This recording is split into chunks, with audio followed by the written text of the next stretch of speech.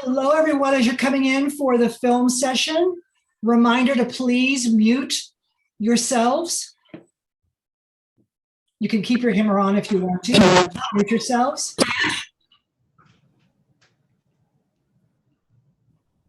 We're going to get started in about 1 minute. I know we're a little bit behind.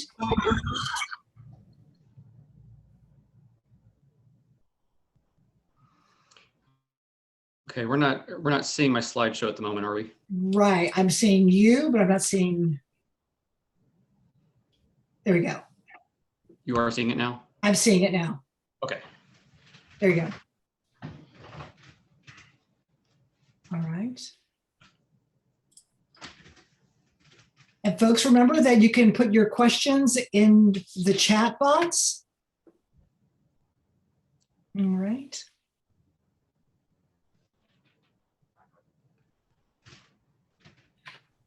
Let's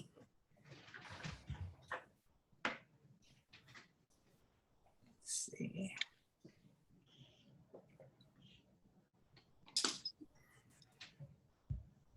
All right, so good afternoon, everyone. We'll be letting people in on the session. So welcome to our third session for the day. We are lucky to have Chris Rector from Sabine Pass High School. And let me give you a little bit of background on Chris. Chris is currently entering his 6th year as the high school theater arts teacher at Sabine Pass High School in Sabine Pass, Texas. Having spent previously 9 years at Lampasas High School, I think that's where we first met. He holds a Bachelor of Fine Arts degree from Midwestern State University and has 17 years of teaching experience in Texas schools. During his career, his students have had 9 films make appearances at the UIL state meet, including 2 state championships. Chris Rector was the recipient of the UIL Sponsor Excellence Award in 2018. So he does a little bit of everything. You do one-act play and you also do film. I'm not sure if you also do theatrical design, but I know you wear many different hats at your school. So Chris Rector, welcome, and talk to us about creating a film program.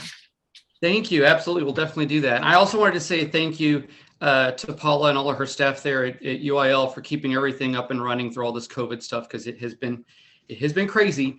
But we certainly know that our students, it's important to them, and so a big thank you to you guys and everyone that works with you there. So we appreciate that.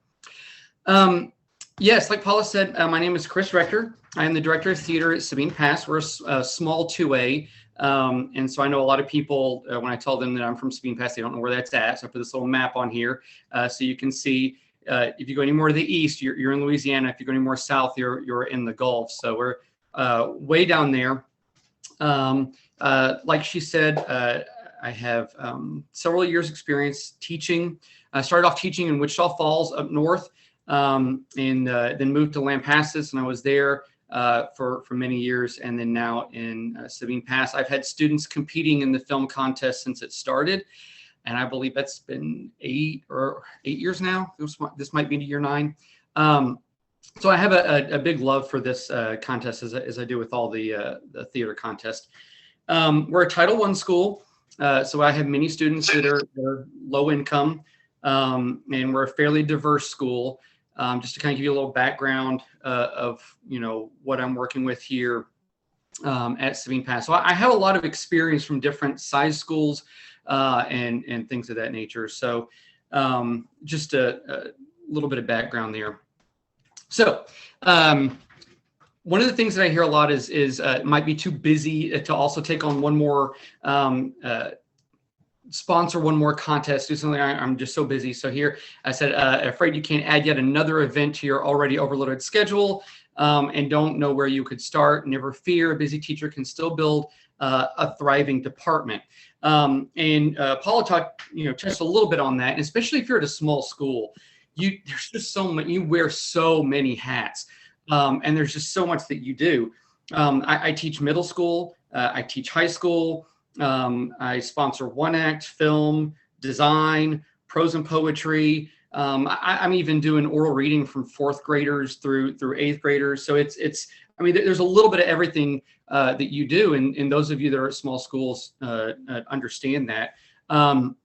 And so it is possible to tackle this. And I think it's important to put this out there because you're going to have students that this is somewhere that it's that they fit in and they can find their passion. We'll talk a little bit about that here in a little bit. But don't let time be a deterrent for you.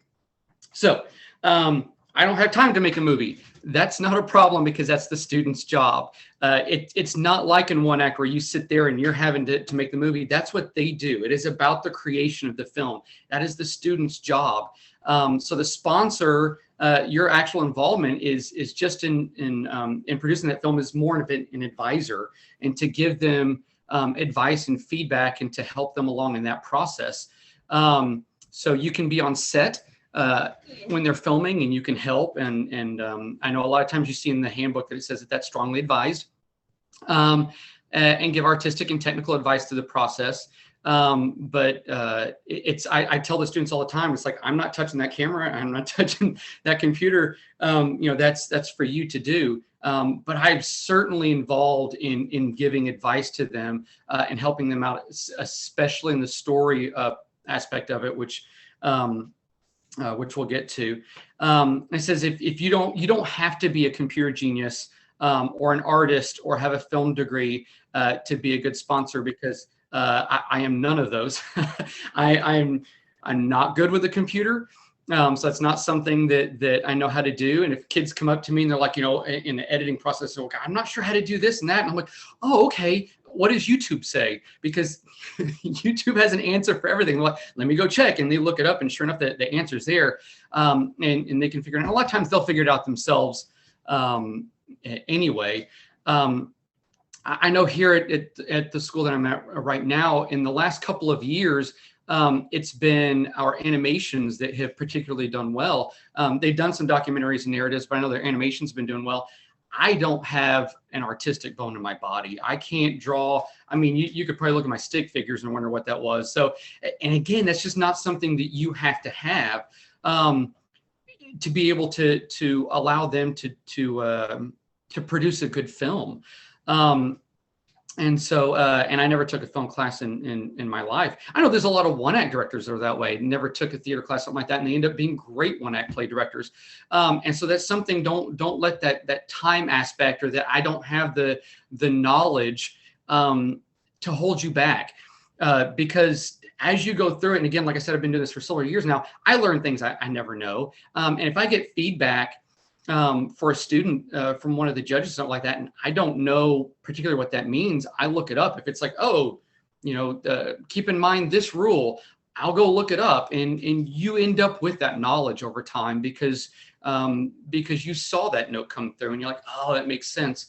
And so you end up becoming a better sponsor just because you end up learning some of these things. And a lot of times when I talk to small schools, and I've tried really hard to really push the smaller schools to get involved in the film contest. And there's two usual, go-to, I don't want to say excuses, but things that I hear back as kind of their type of bumps and things that they kind of get concerned about. And one of them is time. And the other one is a lack of budget or lack of equipment. Or we're just a 1A, 2A school. I can't compete against those 4A schools. They've got so much stuff. And I'm going to say you can't let that hold you back, because you will be shocked about what your kids can do. And don't worry about the competition aspect of it at first. Let them get excited about making that film, and be congratulatory over the fact that they get these things put together. And things build from there. And to be honest with you, you'll be shocked at some of the skills that your students have. And the budget thing can happen slowly. I know when I first started in Sabine Pass, the first year I was there, and I had been doing film for a while. We didn't do film that first year. I was building a new department. In that second year we did, and I had to, borrow an old computer from the computer lab upstairs to put down in the theater room and be like, hey, we're going to use this. And they got Final Cut Pro put on it. So there was something to edit. But it was using what we could find. And a very first year in a very small school who had never done it before. And they did very well. And they had a documentary that made it to state that year, and a traditional animation. And when they care about something and they get all in, it's just amazing about what they can accomplish. But you can build slowly. If you don't have that big budget and you don't have some of those things, like I said, we started off with a a computer that was just wasn't being used in a corner somewhere. And then after that, and when things started doing well, then you can go to that school. And sometimes schools might be more willing to spend money on technology. And when you can kind of push it as a technology thing, sometimes they're like, oh, maybe there's a little bit of budget here where they can get you a computer that you can use for that. And so we kind of slowly build. We had a lot of films all at once one year, and I had to just borrow computers. If I could just borrow some for a little bit, and I will get them back to you. But there's a way you can kind of build as you go. And kids can find things. I don't know, honestly, and this might be bad, but I don't know what they animate on. Different kids animate using different, some of their programs that they have at home. Because a lot of times they'll do the animating there and they'll come into the room then to actually edit things together. But they can find things. It's absolutely amazing that, it's like they find these random apps and programs and stuff that they use. My son, who's 11 now, but he was 10 at the time, has an old iPad, and he brought into me at one point in time. He was so excited. He's like, let me show you this. And he had an entire PowerPoint program set up on his iPad that he had done himself as a 10-year-old, and had pictures of things he'd done. It was like his Pokemon or something like that. And they did this and that and yada, yada. And it was incredible. And I was like, how did you do that? And I was like, oh, I found an app online and did this and yada, yada. And you'll be amazed at what they can do. So my thought process in this is, don't let that you don't have time or that you don't have budget be any sort of something that holds you back. Let your students go and try and create. You'll be shocked at what they can do on their phones. And it's just really, it's really an amazing thing. Also, another thing that you can do, if there's something that's holding you back as far as knowledge wise, I know when I was in Lampasas, we ran a 2-teacher type of a setup, and sometimes that works really well. And Sabine Pass, it's just me, but there it worked, and we had our one-act kids kind of do a lot of the filming and do a lot of the camera work and stuff like that. And then the computer teacher then had her kids do some of the editing. And so they worked together. Now, it wasn't completely separated. I mean, the computer kids were there on set while they were filming and stuff like that. So they knew what was going on and knew the direction of where we were going. And then the one-act kids were there when they were editing, and the computer kids were like, what about this? And the one-act kids would give feedback there. But it worked really, really well, having a combination there of having a 2-teacher setup. So that might be something you could look into as well, if there's something that you're worried about kind of holding back there. But those are things that kind of seem to work at that school really, really well. Go on. Okay, so how do I get started? The first thing to do is recruit, and you got to find the interest in the students that are there. They are there. They're there somewhere in the school, and you just have to find them. And so sometimes it's just about getting the word out there and in the school. Get the word out to some of your teachers. And like I know now at my school, I'll have teachers that will let me know. You can see down there at the bottom, it says add a short filming to the assignment. We have some teachers that do that are part of some assignments. And if they get some that are really, really good, they'll say, hey, you need to talk to so-and-so about film because they just turned an assignment and it was really, really good. And so sometimes about getting that word out there, sometimes they're not students that you have. If you're a one-act teacher, it may not be a lot of my animation students and stuff like that. I don't have them in class. They're in the art class and stuff like that. And so it's better a matter of going out and finding those students and talking to those teachers. I know when I first started the very first year, one of our students was a foreign exchange student, and he just absolutely loved filming things. And when he found out that there was a contest, he really wanted to compete. He made it to state that very first year, and it was absolutely amazing. His parents flew in from Italy to be there at state and surprise him and stuff like that. And the students are there. You can look at your theater classes. They may not be the ones on stage. They might be your techies because it is about camera work, and it's about producing that film. Sometimes it's those computers in art classes, but sometimes it really is just asking around. It might be a kid where they need something to be involved in so that they're busy and so that they stay out of trouble. I've had kids before where it's like we tried to overload them with things to do because we knew that was what was going to keep them out of trouble. And this might be something that they just are really, really involved in. It can really be something that is that push to do what they need to do in school and things of that nature. And sometimes it's the other way around.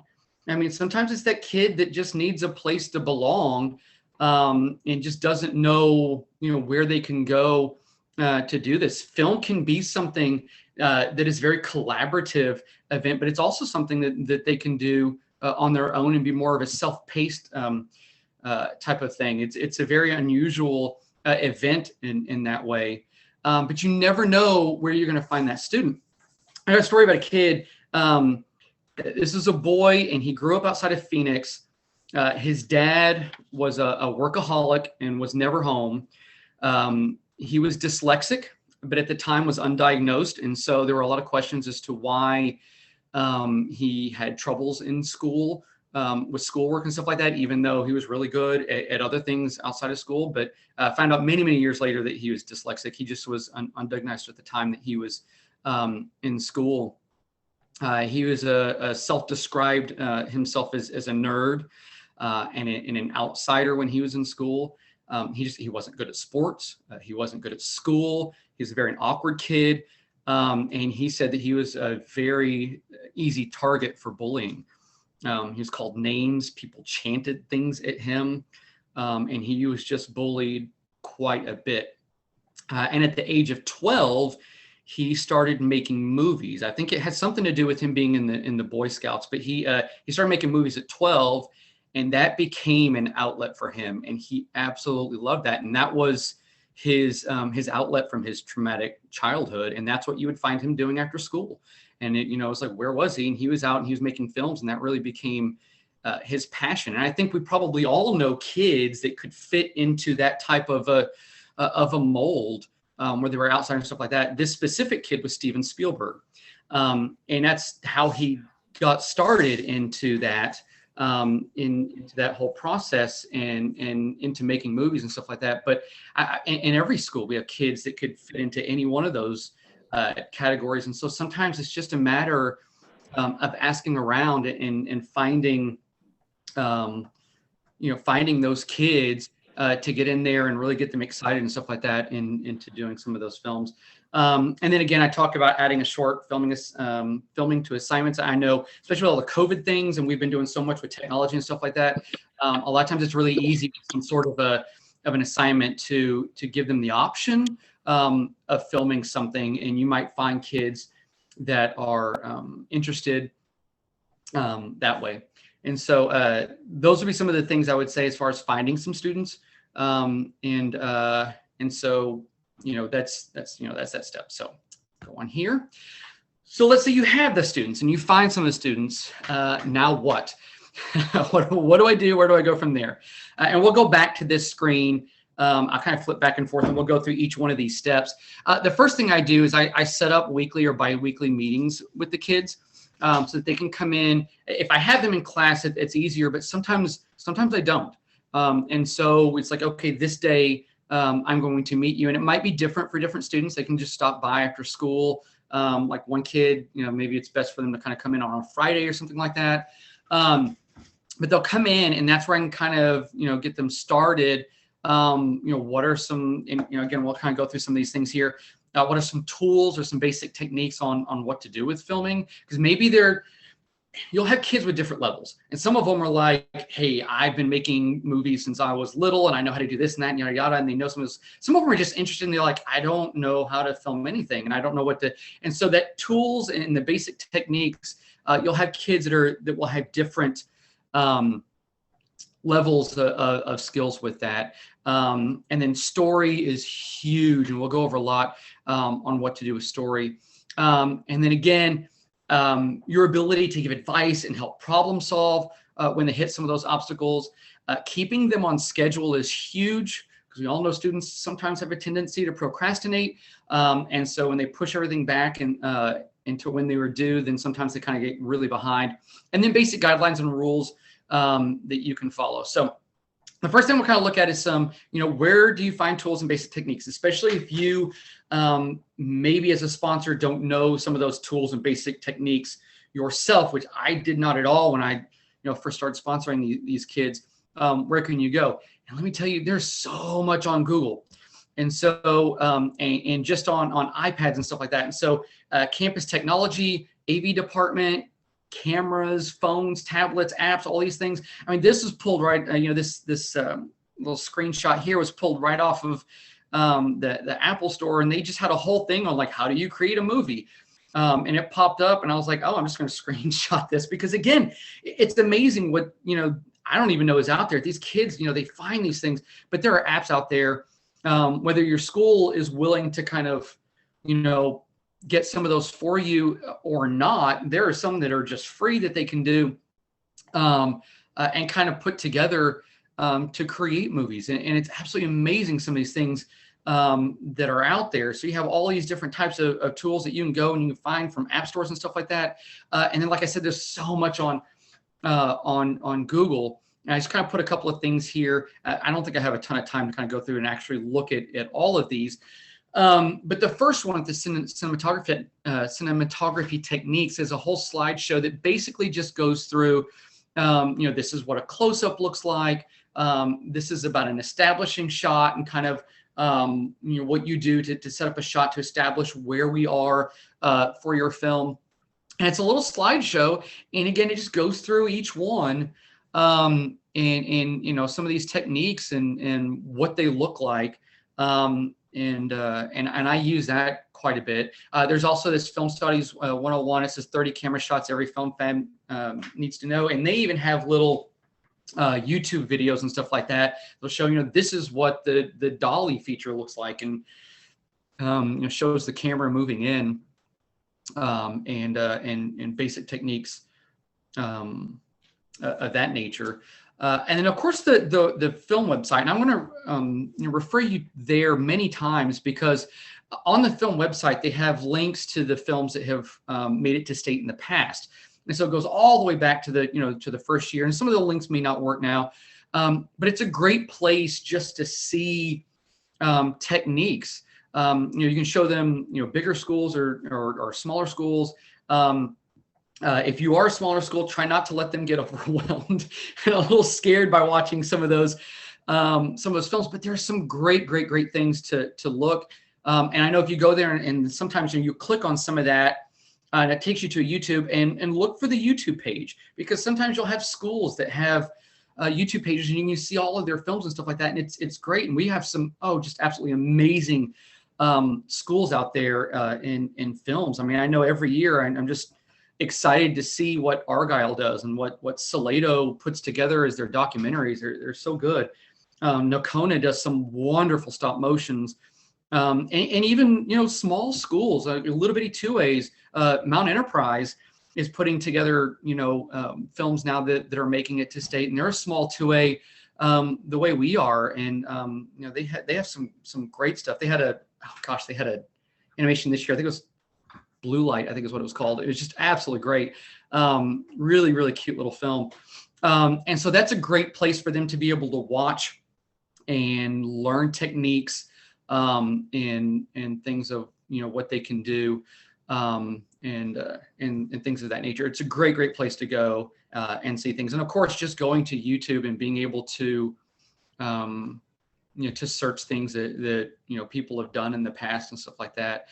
Just some fantastic films out there. Just make sure you're clear with the students that it's just something to look at, but it's not something to copy. It has to be original. It has to be something they're coming up with. Certainly don't want them out there copying anything that's already been done.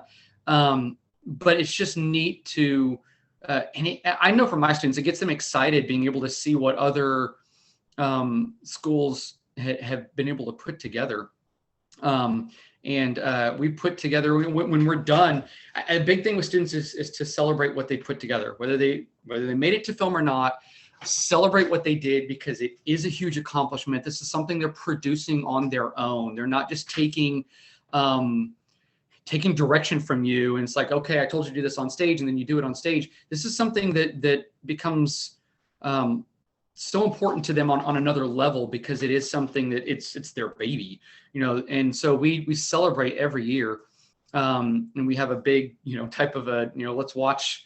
I know this last year we weren't able to actually physically go to state, but as a school we had a little filming session where we watched all the films that made it to state, and we went into the theater and we did it on the big screen, and we made a big deal out of it as much as we could, because again, it's important that we celebrate what these students have done, because that's what's going to keep them coming back and making more films and really building your department. But these techniques are important. It's just little things, as far as what to do with, if you're a bird's eye view, and what does that look like, and it's straight down from overhead, and different techniques and stuff like that. And so there are things like that out there, really easy to find. I mean, you just Google things, and it's the information is there, and it doesn't take a ton of time to find it, and so you're able to kind of help them along with that as a sponsor. Okay, so let's say you've gone through some of those tools and basic techniques. They have a general idea, and now we get to story. That's the next thing, and that is a huge thing. And again, when we look at story arcs, these are things that your English teachers are going to go over quite a bit. Again, this little picture here is something I found on Google. You don't have to recreate everything. You feel like, I just don't have time to do all this. You don't have to. These things are there. I found this one. I particularly kind of like this one. As far as what you do when you are making that story. Sometimes you'll have kids that'll come in, they're like, oh, watch this, I've done this. And it is absolutely amazing. It is visually engaging, and it's everything. But you sit there and you look at them, and it's like, okay, so what's the story? And that was something early on. And I know now, like, I start right away hammering the stories. I don't want them to get started before we start talking about, what is the story, because I don't want them going through all this process and putting something together that's amazing. And there's not a real story there, or maybe the story is really weak. And like, but isn't it cool? I'm like, yeah, it is, but I don't, there's nothing there to really kind of follow along. So we talk a lot about this, and I start even with my middle school kids and just basic theater class about, making a story and what it takes to have a story in there. But again, you talk about that introduction and, who are your characters and that setting, and that inciting incident, kind of, what it is that kind of causes, that conflict. And you kind of see the struggles here, and it talks about your problems and your conflicts and risks and danger. I particularly like this one specifically because it talks about this moment here, which they call the black moment, that crisis when is all lost. And this might just be a personal thing, but I like those moments when those characters go through things and you have these obstacles that continue to pop up. And I kind of had that over to the side there where it says obstacles help. And it's not just, okay, as the character, let me kind of get there, but these things that kind of get in the way that character has to overcome, those obstacles. But I know for students that a lot of times when they kind of put these films together and you have that moment when they think all is lost for that character and they can kind of, come back from that, it's just kind of neat. It doesn't have to necessarily have that as a black moment, but it really does seem to be something that I personally like for what they do and when they kind of put their stories together. Down here at the bottom, it talks about with a goal, because motivation is recognized by an audience, and those motivation for your characters in that. And then it comes down here, it says your climax, your resolution, close any open endings. Again, there's nothing specifically in the rules that say this, but it says close those open endings. I personally, again, just with students who have done this for years and years and years, it looks like the cliffhangers don't typically seem to do real well, because again, are you really finishing your story out? How is that resolution? What is that there at the end? If you lose it, leave that as a cliffhanger, I don't know that you're really kind of doing the best that you can. In fact, we had a film one time that wasn't a cliffhanger, but the film was all about a person that was overcoming stage fright, and it started at them, younger, and they got stage fright as a kid, and it's something they always wanted to do. They wanted to play, they wanted to sing, and you saw them kind of through life, and they build up to this moment, and at the end, they go out on stage, to give this big performance, and you see this moment where they just smile and they take a breath, and they're just about to play, and you just know that they've made it past it, but that's where it stopped. And there was certainly some feedback that was like, I wanted to hear them, and it never happened. It wasn't necessarily needed for that, for the story, but again, sometimes it's just that moment. They have followed with that character, and then if you cut it off too soon, they kind of wanted to know, what that was. They didn't get to hear them sing, or you knew that they'd finally made it past that point, but still you didn't actually get to see that. And so a lot of times it's kind of, you kind of work through this. When it's, when I'm talking, when they're young and trying to understand this concept of a story, these middle school kids will come in and they're like, I'm like, okay, so where's your story starting from? I'm like, well, it's a volleyball game. That's not a story. So, your volleyball game, so kind of what happens, and you need a conflict in there. You set up where the volleyball game is, and what's that conflict? Okay, the volleyball gets stolen. It's like, okay, so you have a conflict. So what happens then? Oh, we just get another one. It's like, okay, if you already had one, then that wasn't much of a conflict, because it wasn't a big deal. To me, that's not a conflict. And so we go through the process, and it's like, okay, well, how important was the volleyball? The more important the volleyball is, the bigger deal it is to your, to your characters are in there. And so like, oh, okay, yeah, it's really important. It was their sister's volleyball, or maybe they needed this volleyball for the big game, or whatever it was. And so they go through this process like, okay, now we have this, and what are the obstacles trying to get that volleyball back now that it's been stolen? And they go through that process and the climax, and then get back to the resolution, and again, how they changed. It's like, so you get to they get their volleyball back. Okay, so what was the issue?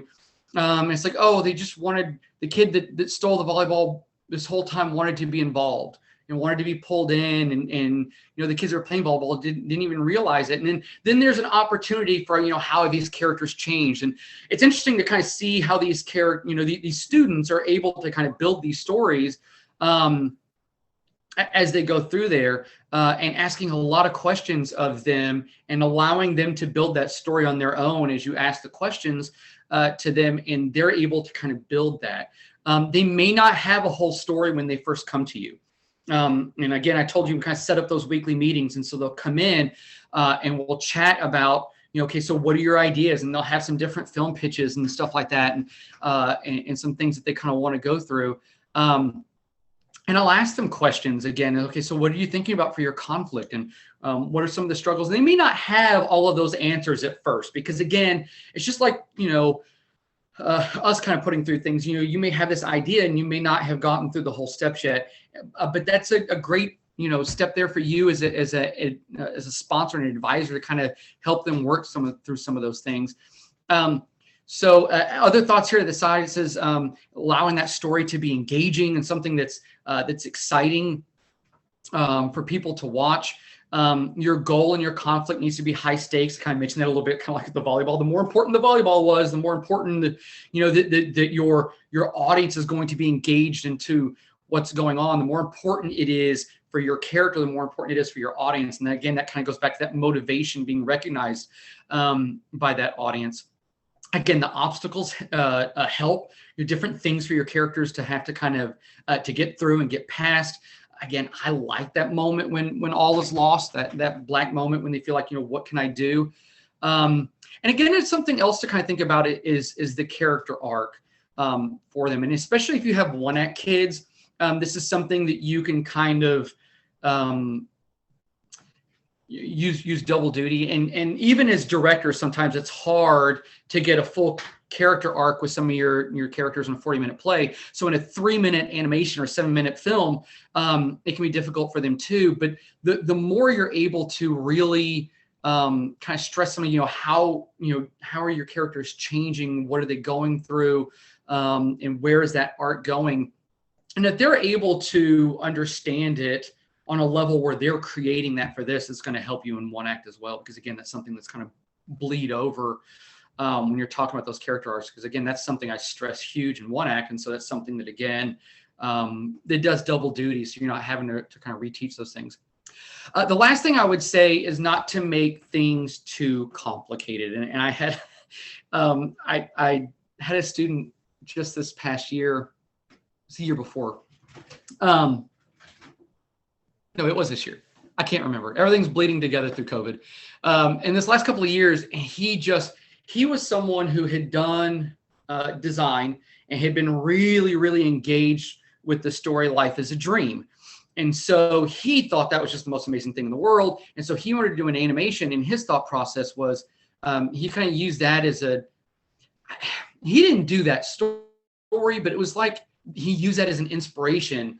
And oh my gosh, was his story complicated and trying to fit it into 3 minutes. And I kept trying to, advise him in a way to kind of narrow it down. It's, oh, this and that, and this happens. And woof, I didn't want to be the person that squashed this next, great story idea, but it was complicated. And I probably should have done more so. I really wanted to walk that line of not, and we'll kind of get in that here in just a second, where you don't kind of squash their vision or their creative, aspect of where they're going. But at the same time, there was so much he had to animate, and then he was chopping scenes like crazy, trying to fit everything in there. And he just didn't have the time to do it all. And we're getting down to the end. He's like, I just don't have time to get everyone, all the voices in. And that's when I was like, well, what are some things that you can do? He's like, well, I guess I could do all the voices. I'm like, yeah, okay. Well, what are some other ideas? And he finally came up with the idea of just narrating it, and it worked. And I think it got into the semifinals or something like that. But honestly, that's one that I wish I had been a little more. I kind of pushed him a little bit more into the scaling it down early on. And so again, it's a line to walk.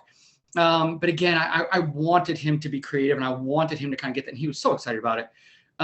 But looking back after the fact, that's one that if early on he had started scaling down that story, that I think it would have served him much better, because again, it just, and he knew it too. We do a process at the end where we kind of go back over after everything's done and kind of self-critique and stuff like that. And he's like, yeah, it was just so much. And, but still celebrating, what he did. But be careful not to make it too complicated. You have to, 3 minutes goes by fast in an animation, and 7 minutes goes by fast in a documentary and narrative. So you kind of have to be able to manage some of those type of things with the story. All right, so I got through the story, and so they're kind of working and stuff like that. And then now really, you as a sponsor, and what can you do? Again, is we're trying to build our departments here, and giving advice and helping problem solve can be huge. So the first thing I will say is have an open mind, because they may come in and just have these ideas and stuff like that. And you don't want to be the person that's like, that's not a good idea. Try something else. I've even had students that were a little more guarded about some of their ideas. And what I'm thinking of in particular, had her on stage, great actress, really willing to open up on stage, and she took direction just really, really well. When it came to doing her narrative, she was really concerned. I don't want to say concerned. She was very guarded about kind of letting her ideas out there and stuff. And I think part of that was because I kind of mentioned this earlier, a little more vulnerable about some of those things. And so I think that's something where, because it is something that is, her idea. It's not like she's just taking direction and she's just like, oh, well, you told me to do this, and so I can do this and I can create and I can do whatever. This is something that she's having to do. And so sometimes not, but sometimes they are a little more emotionally reserved about some of what they do. So when they first come in, I'm always trying to be really, really positive about what they have. Now, sometimes the ideas can be a little off the wall, and you can kind of like, oh, I said, and kind of rein them back in a little bit. But you have to kind of keep an open mind, because sometimes and this kind of goes into the next one, where not to squash their creativity and their vision. You have to understand that you may not understand, they may not be able to articulate exactly what their idea is and where they want to head. I mean, we may be that way sometimes as one-act play directors even. I remember I was in Lampasas, and people were one year, people asked, so, what are you doing for one-act this year? And I said, Peter Pan. And I got a whole lot of, oh, okay, good luck with that. And I tried to like, oh, but I had these ideas and this and that. And they're like, and I got the little head turning, and they weren't quite, but they didn't understand what my vision was. And us as advisors sometimes may not understand what their vision is for their film. And I know we had a film this year, an animation this year, that at times I wasn't quite sure where they were going. Now, sometimes it's about putting them some realistic expectations.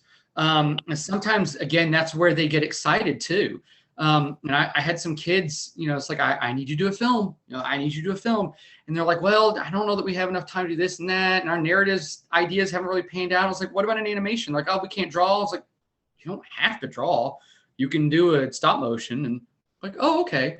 And so they started thinking about stop motion ideas, and they came up with this idea about using candy and candy moving around, and they can stop motion the candy and stuff like that. And at first it was just, they were going to have it on a desk, and the candy was going to fight, and it was going to be this big thing. And then they came in, they're like, oh, we wanted to actually film it in the stomach, and we want to make this and that. And I'm like, that's a great idea, but I'm going to tell you now, you're going to have to spend more time on it. You're going to have to get together on weekends and stuff like that, because you don't have time to do what you're doing. You can, or what you're saying, you can do that, but you're going to have to start putting in a lot of time. And it's a great idea. They got so excited about that idea. Suddenly they were those kids who were there every single day after school, putting things together. They built some of this stuff together over the weekend. They'd go to someone's house and build the little set that they used and stuff like that. And because they got excited about that idea, and so it's, I wasn't going to say, no, you can't do that, you don't have time, but I was going to put some of that realistic expectation, that time management, that's down a little bit further, because they needed to know that to be able to kind of push them along to where they needed to go. But it is their vision, and it is their film. And so sometimes, just kind of, being along, asking questions. I ask a ton of questions, because it is so much better when they come up with the answer rather than you just telling them what the answer is. And so oh, that's great. Well, what is your idea? What are you going to do here? What are you going to do there? And just letting them kind of give some of their thought processes and stuff like that. And so that's one of those things that I ask a lot of questions. And sometimes they're, like I said, they're guarded sometimes. I know we had twins that were really good at animating and stuff. They won state a couple of years ago with the Case of the Missing Hood. If you go look at that one up, Kid Detective.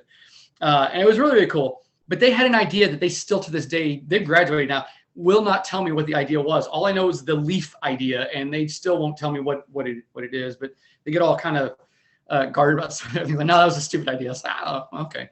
But again, I ask a ton of questions when they first come in, and just trying to keep them on that time management, keep them on a schedule. Avoid that. Sometimes you'll have those students that are perfectionists, and I love them dearly, because that is me. And it's like everything's got to be perfect. And so if they spend too much on one aspect of it, then they never get to the other things. And then suddenly by the end, and I've had these students too, where they spend all this time on got to make the animating perfect and stuff like that. And then they don't leave them time at the end for putting their voices in and putting the sound effects in and stuff like that. And they'll put it together, and it's obvious that that's where, they got stressed for time. And so sometimes it's like, okay, you've got to be able to manage some of that time. If you don't kind of get that, that's fine. Let's get the whole thing together. And if you have time, you can go back and work on that. And things of that nature. Safety is a big thing to me. I always want to make sure my kids are safe. And that's something that they don't think about. They talk about filming a narrative. Oh, we can go here, we can go that, and film here. Talk to them about making sure they have permission. Talk to them about making sure that they're being safe. It's a big deal to me if their films have anything to do with weapons and stuff. That I want to be there on set when that happens, to make sure that things are safe. I know one year they had a film where, these kids playing cops and coming in, they're going to use a fake gun and stuff like that. I wanted to make sure that that was something that was handled well. And so those are processes where I like to be there, again, just to sit in the background and make sure that things are safe. Again, it's just something to make sure that they have thought about, because a lot of times that's not something that pops into these high schoolers' head. Safety is not the first thing that kind of pops in. It is a big deal to kind of make sure that they're aware of rules. They're not going to go look up the rules. And so looking over that handbook just to make sure that you're aware of what the time limits are, that there is language in there about, the kids' use of language and content and community standards.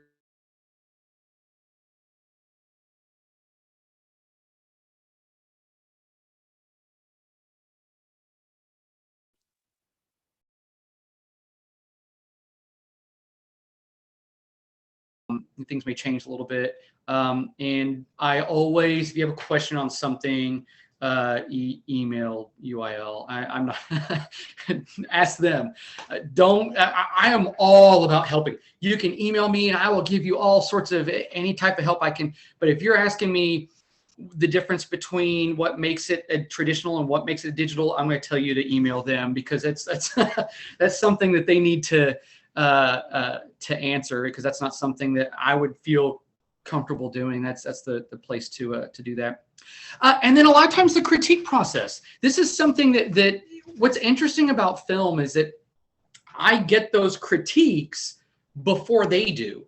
I make sure that I read those critiques, that I do my best to understand what those critiques are saying and everything before I pass those on to them.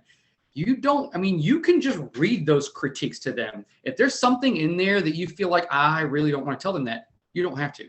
And so that's something I make sure that the critique is done in a way that I've gone through there and I've read those critiques first. I go through and I understand as best as I can what that process is. And it is interesting because, again, they're going to, you have the ability to frame the way that critique is stated. Just like you can get a text message and you're like, how did that person mean what they just said there? And you can take it many different ways. That can happen in a critique when it's just written. And so you have the ability of giving that across to them in a way that's not negative, and that you can kind of help that process along. I also make sure every student that comes into my room, and again, keep in mind, you may not have those students in class. Every student that walks in that door, every student that comes in, I let them know everything I do is subjective, everything. And it's a good thing. It's a wonderful thing that we have subjective things out in the world. But it doesn't matter if it's film, if it's one act, if it's design, if it's prose and poetry, you walk in the door, it's going to be subjective. Nothing is sit down and take a test. And so as we're doing these things, they're going to have to know at that critique process. Something else that we do after, and again, we do this after the process, but after we have submitted films and before we get the first round of critiques back, I'll sit down and I'll choose a few films. A lot of times we'll go with the division that we're not competing in. So we compete in Division 1. So we'll grab some Division 2 films, and I'll find some that I think are really, really close in their not necessarily style, but in how good that they are and their quality. And I'll show them the films, and they'll sit down, and I had them fill out the critique sheet for it and rank them without discussing with one another. And then we'll go through and we'll talk about all of them, and we'll see how everyone had different rankings, and let them know that that's okay, and that is probably going to happen in the process. It doesn't happen. It is more unusual to have all of the judges agree than it is to have them all over the place. Not necessarily all over the place, but have them different. And just to let them know that that's okay and that's going to happen, and there's nothing wrong with that. And we don't want a world where everybody loves the same TV show and everybody loves the same movie and everyone loves the same music and the same film. And you never branch out and you never experience new things if everyone likes the same exact thing. So we talk about that in that critique process, and I think that helps them in that feedback. And like I said earlier, we do a self-critique where then we will watch each one of our own films, and it's like, okay, what was done well? What can we work on? And we start off with the student or students that made the film first, talking about it. And that way, again, when some of that feedback comes back that they brought up first, they're like, oh yeah, I said that. I knew that. And so that was something that they kind of feel like, validated in it because, the judge said it, but that was something they also saw themselves in their films. Okay, so keeping them on a schedule, I'm going to speed up just a little bit because I know we're like 12:55. This is a time log that I use.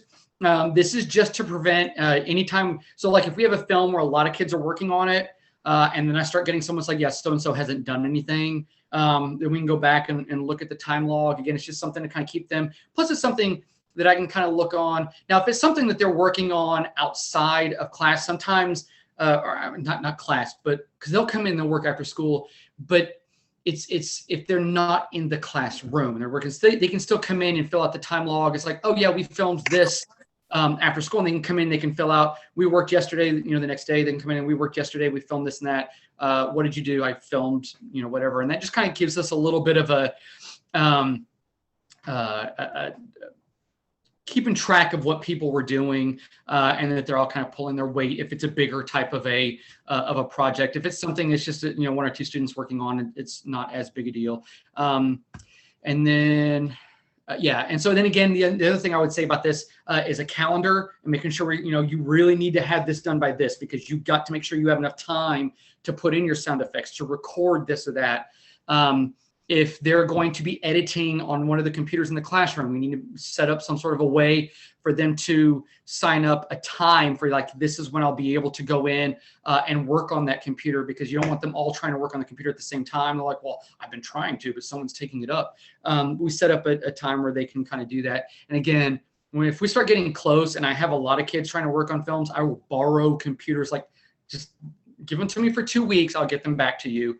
And things of that nature. So, and then again, I talked about basic guidelines and rules. And again, like I said there, definitely going back to the UIL website, and they have all the guidelines on there and all the rules, and making sure that they're aware of those, so that they don't get into any sort of a process where they didn't know and they wish they had known, and things like that, because they did not go over some of those rules. And that's what this is. So then kind of go back to what that is. So that finishes me up. Again, kind of leave this here at the end, so that if you do have questions, that you can kind of email me. I think we might have a few minutes left. I'm not quite sure. Paul, if anyone had any questions. Yes, I think a couple of questions. Someone asked for suggestions on equipment. Yeah, and that's something that I went to. I'm not a huge person when it comes to I'm not a computer genius. I'm not going to try and pass along that I am. What I do is I look for, people are great. Other teachers are wonderful. And so I'll go through, and if I see that there's a school that has like a department that's doing really, really well, I'll ask them and I'll say, hey, my school said I have a little bit of money to spend. What type of camera are you using? Is there something you would suggest? and things of that nature. I will tell you that I know as a department, we need to get better. I need to get better as teaching them how to record vocally and for our documentaries and doing better when it comes to sound. I know that somewhere that we are weak, but it's good to know that because I know where to try and for myself kind of, what type of microphone do I need? But that's something I had to search up my own. As far as editing goes, we use Final Cut Pro and we use Max in the classroom, and so I that's what we use on that end. But I would not feel completely comfortable telling you what the best camera to get or things like that, because again, that's something that I have to look for as well. But again, don't let that hold you back. Just send an email. People are willing to talk to you. Just look out and see, click on someone's YouTube page and you're like, oh, they got this huge department. Let me ask them and see what they're doing. They'll tell you. They'll say, oh yeah, and they'll let you know what it is. Just don't be afraid to email. People will email you back. For sure. I'm sure if you answer this question, but how do you determine which film category you compete in for each fiscal year? What is your advice for a new program? Yeah, whatever they're interested in. And so I have a girl who's really, really good at drawing stuff like that. And so at first I was like, hey, you do the animation stuff like that. And then she came in. We had a little UIL boot camp the last couple of days where they kind of come in and just kind of give them ideas and stuff. Anyone who's interested in UIL is mainly for freshmen coming in so that they kind of have an idea of what's going on. And they came in and I just knew she was going to do animation. She's like, I want to do a documentary. I was like, okay. And she had all these ideas of what she wanted to do. So you never know. And I don't want to pigeonhole them. I think if it's a brand new department, I think sometimes for me, the animations are a little bit easier, especially because you can work on them if it's just a couple of students and they can draw and stuff like that. You can do stop motions with their phones and they can sit there and take pictures and, over and over again and move things and put stop motions together. So I think, and again, that can be digital or, well, the stop motion will be traditional, but sometimes those, depending on how they animate that, will fall into either digital or traditional. But the first year we got into it, they really wanted to do a documentary as the year Hurricane Harvey hit. And that was something that they wanted to do and it touched them. And that was something that they had, a connection with. And so that's what they went with. And I thought that would be hard for them, but they absolutely loved it. So I would say any of those four categories can be something, and just look at what their interest is, because if they're bought into it, that's huge. That's what I would suggest on that. Right. Any advice on setting those deadlines for filming, for animating, for sound effects? Yeah, I'm still working on that a little bit myself. And a lot of it kind of depends on when that deadline for them to be turned in is. And a lot of times that's mid-January, and how much time that they're going to spend over Christmas, because sometimes they'll work on things over Christmas on their own. But I want the filming all done. And it usually doesn't happen, but I asked them to try and have all of their filming and stuff done before December. That way they can use December. If they're editing over Christmas, they can use that time in the very, very beginning of January to make sure that they have all of that stuff completed. But again, sometimes I know, gosh, that second year I was doing film in Lampasas, and they had, we had a narrative that won, and they filmed all of it on one Sunday, with the exception of one scene because it took place in the cafeteria, so I had to wait, and they did that during school. But they filmed it all, the whole thing, on one day. And so sometimes you think it's going to take longer, and it doesn't. So, but yeah, the earlier you can try and set those deadlines for them, the better. Wow. One day. Okay. And the next question really is for me. When is the deadline for film? It's January 19th. So if you're working on your calendar, it's January 19th. All right. And Chris, this has been a wonderful session. I don't think we have any more questions. Okay. But I mean, I thank you for your inspiration that, even if you're in a small school, absolutely, this can happen. Okay. You can make this happen. Yeah, I always try. It's those 1A and 2A schools. I wish there was more in the 3As, and we're building in the 4, 5, 6. I had this affinity for this contest. I really wish some of the small schools would really just give it a shot because the talent is there. So. For sure, for sure. And if you want more ideas, lesson plans, assignments, activities on how to create like your films, how to basically create films, then our next session with Elizabeth Sykes will be on that. It's called Film Pop Quiz. So it's the next session coming up, and she's going to give you guys lots of ideas on how to make these movies. All right. Chris, thank you. You guys see his information. We'll be posting his handout and the recording as well in the next couple of days. So you guys have a wonderful afternoon, and we'll see you at the next session, hopefully. All right. Chris, thank you so much. Absolutely. Thanks, guys.